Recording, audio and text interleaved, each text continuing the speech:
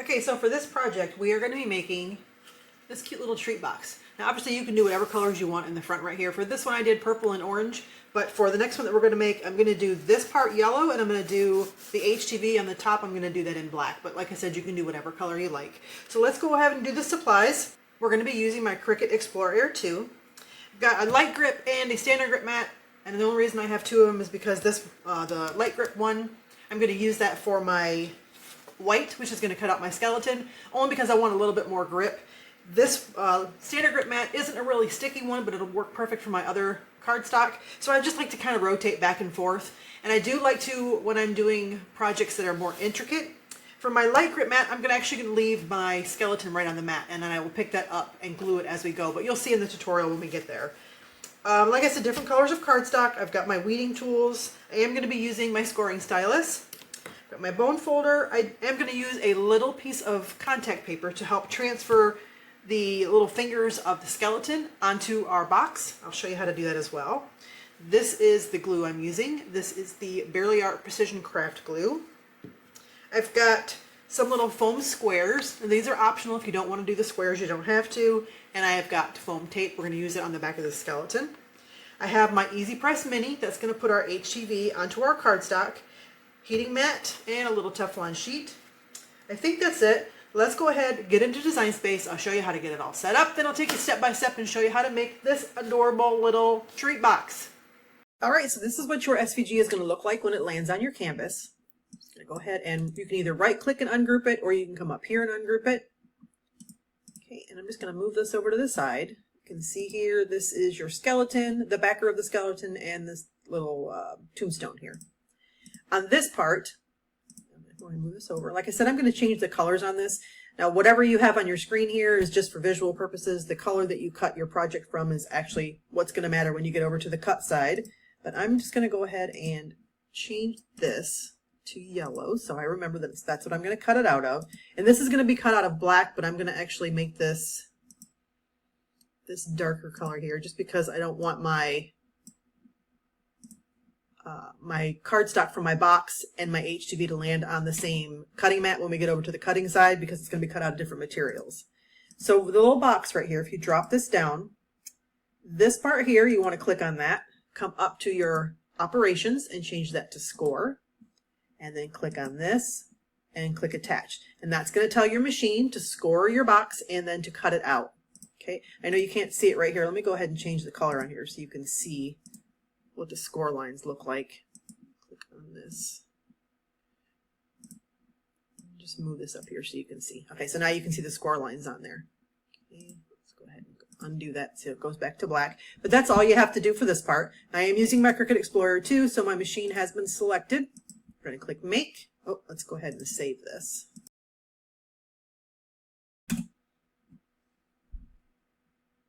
All right, and now this is going to separate into the different mats that you need for this project.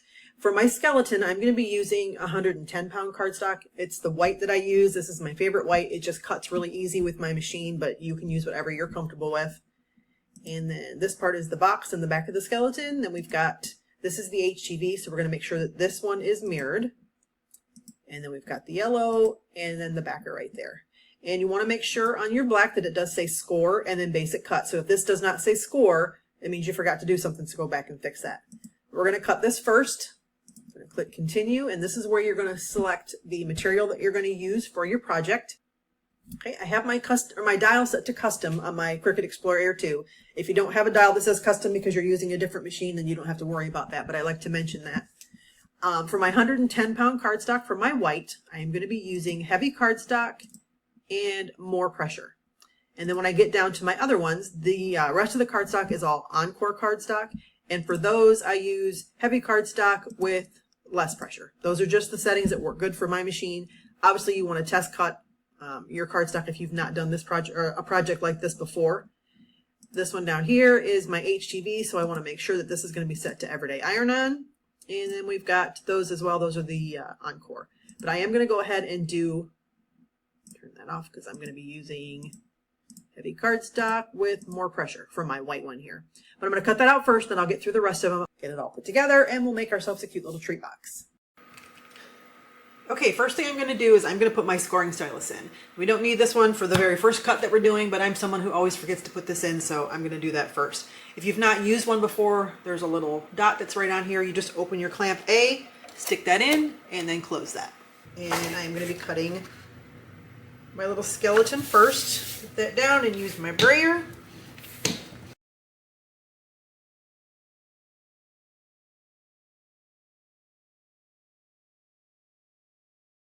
Okay, I'm going to go ahead and unload this. Now, like I was saying, I like to keep pieces like this on this mat. I'm just going to go ahead and flip this over. Carefully pull off cardstock so it doesn't roll, and you can use that for another project. But I am going to leave this right on here. Just take my little pieces out of here, and then when I get ready to do my project, I'll just pull it off of here and glue it right where it needs to go. I just find it easier that way I'm not losing little pieces, like especially like those little fingers, as I'm doing the rest of my project. So I'll set that aside. And then we're going to cut this black piece here.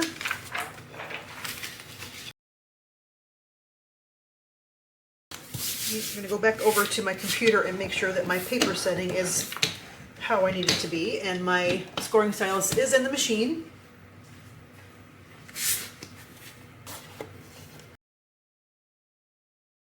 So the machine is going to score the paper first, and then it will cut it out.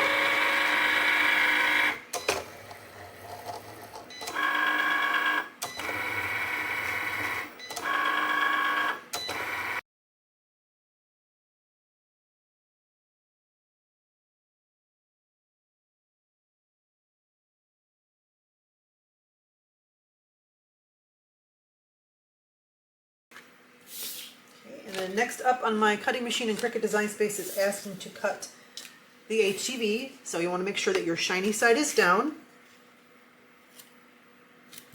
And I'm going to go over and change my settings on my computer again to make sure that it's on Everyday Iron On.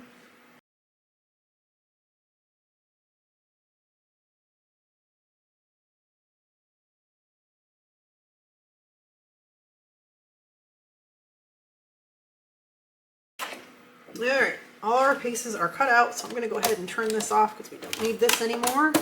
Set that aside. And the first thing I'm going to do is I'm going to go ahead and turn on my EasyPress Mini, just one button. Let that warm up while we get everything else ready. Go ahead and weed our HTV.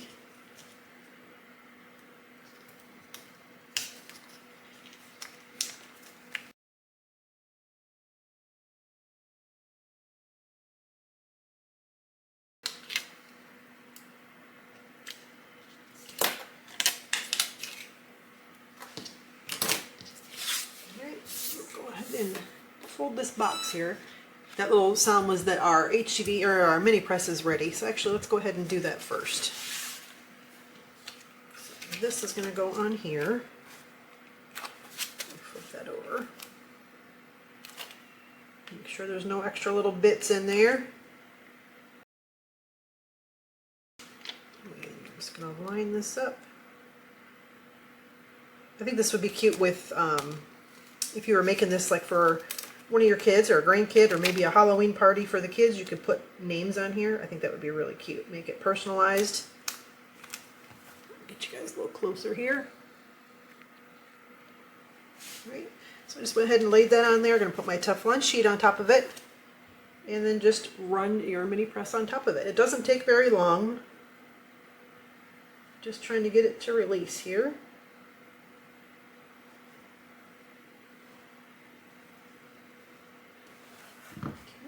And then just pull up on the carrier sheet, and if it didn't release, you can just lay it right back down and do it again. And then when you put heat on cardstock, sometimes it wants to roll or curl, so I just like to stick it underneath my mat and let it set it aside while it cools off. So now we can turn this off. We don't need this anymore. Okay, so let's go ahead and fold our box. See the little score lines on there, they might be hard to see. I like to take mine and put it on the edge of my table and fold it down just to get the line started. I know you can't see that in the video, but that's what I'm doing over here.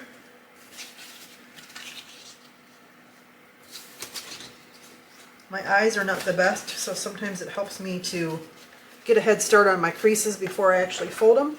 Okay, so now I have them all creased. I'm going to go ahead and fold them over and use my bone folder to make it a little more crisp. If you don't have a bone folder, you can use a scraper, whatever you have on hand.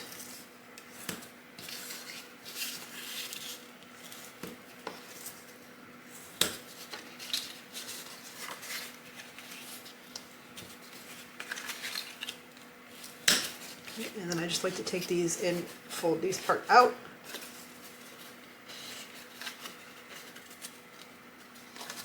Okay. All right. And then the first thing I'm going to do is I'm going to glue this right on here.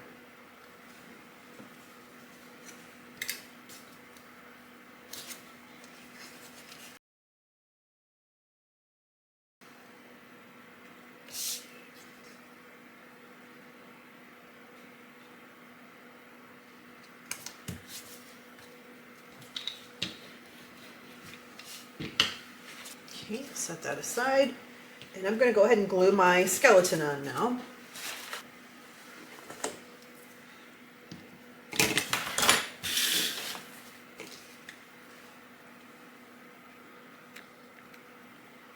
Okay, and I just like to take off one piece at a time.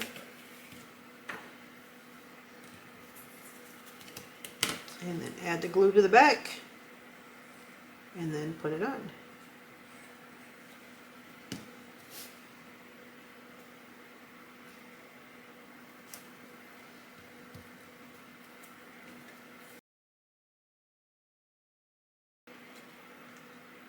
You get a little extra glue seeping out the sides.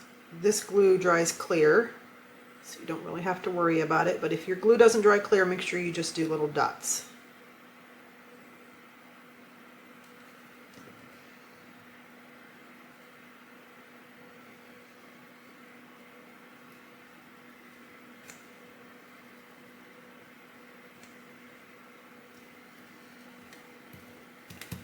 Okay, now I'm going to cut a little piece of contact paper to help us with the fingers.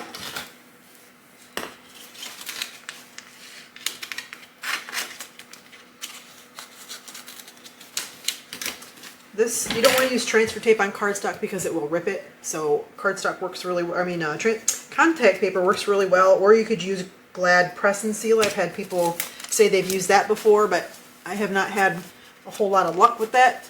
But it could just be me. Maybe I don't know the correct technique.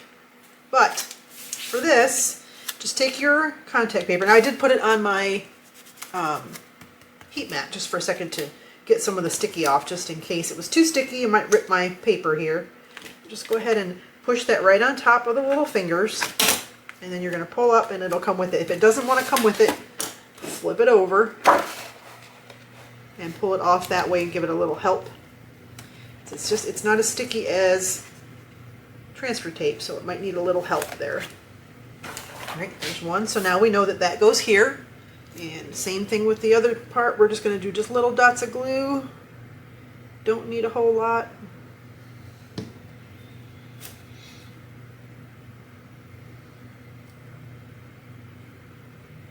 Just push that down, and then we're going to pull back. And if you need to get a tool to help it to stay down, you can. But usually it's pretty good at staying down. And like I said, that glue is going to dry clear, but I just like to take my little tool and go in between there. Do the other ones.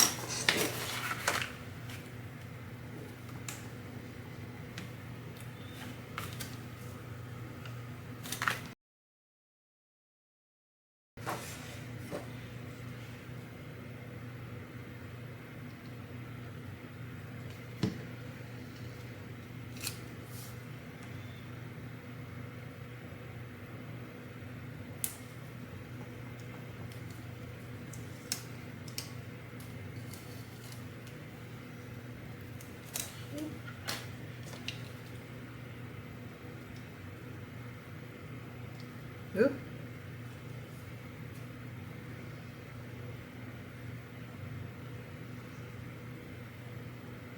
You might need a little bead of glue on there, but I think it's sticky enough. Okay, that part's done, and we're just going to glue this little guy right on here. like to make sure that I've got it where it needs to be because his little body's going to hide inside of there. So, right, put his hands right where the little points of the tombstone are, right there. I'm going to do foam tape on that.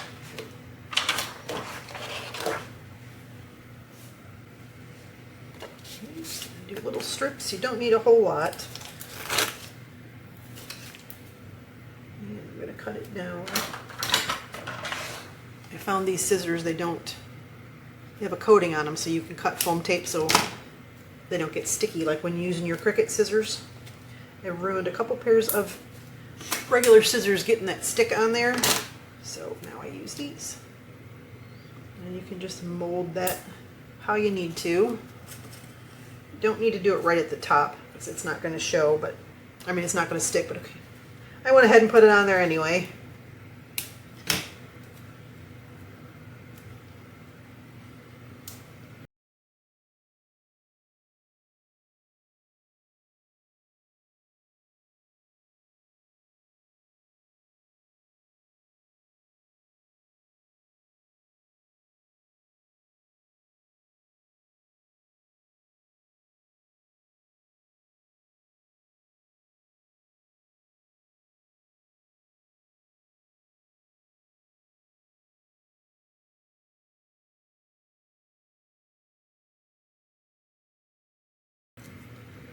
Okay, then I like to put a little bit of glue on the back of each of the foam strips.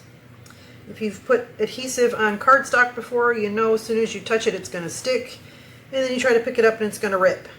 So, a little trick I learned from one of my friends, I always like to give her credit, from Tara from Tara Creates. I saw her do this, so this is what I do. Right. And go ahead and glue that part down.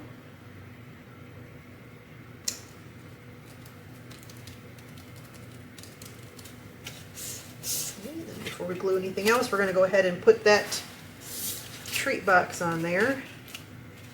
And I'm going to use foam tape for that as well. Or you could use the adhesive squares, whichever you have.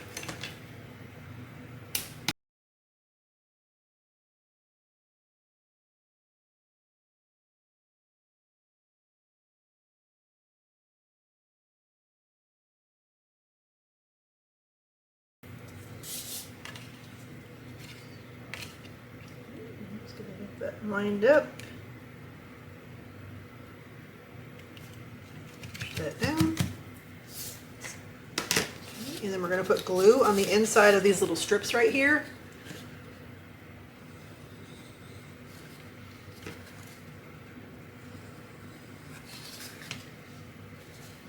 And that is going to get held in like this, and then we put this up, and that's how you're going to make your box. That's where your little treats are going to go. And then just hold that till it's dry. Or if you have little clips, you could put clips on it.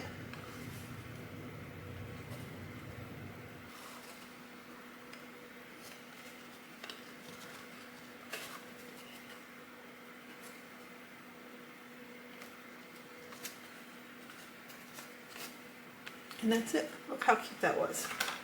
Like I said, you can do whichever color you like. I think this would be really cute to have somebody's name on there. I just think that would be adorable. Fill it with some treats. You could put it inside a little cellophane bag and hand it out if you want to, or you could leave it just the way that it is. But that's it. I'll leave links to all the supplies I use down in the comments, and also a link to where you can find this file so you can purchase it. Thanks so much for being here, guys. I appreciate you. Until next time, have a wonderful day on purpose.